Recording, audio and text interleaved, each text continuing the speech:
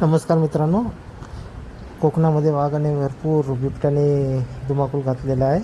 हा कोकणामध्ये जवळजवळ तिसरा बिबट्या वाघ वन अधिकारी व पोलिसांनी पकडलेला आहे.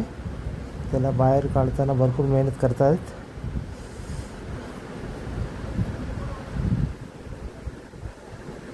हा मित्रांनो, विहिरीवरच्या नेटची जाळी फाडून आतमध्ये गेलेला वाघ आहे. त्याला बाहेर काढताना वन अधिकारी व पोलीस आणि त्याला व्यवस्थितरित्या पिंजऱ्यामध्ये टाकून त्याला बाहेर काढला नाही. तर आपण बघतोय त्याला कसं बाहेर काढता येते. मोठा बिबट्या आहे मित्रांनो.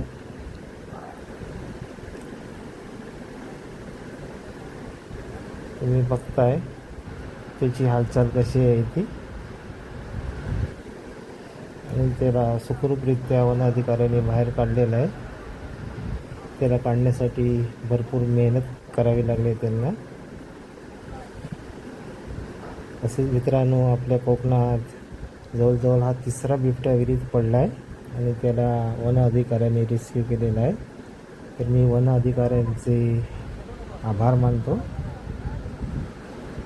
त्यांनी एका प्राण्याला रेस्क्यू केलेला आहे.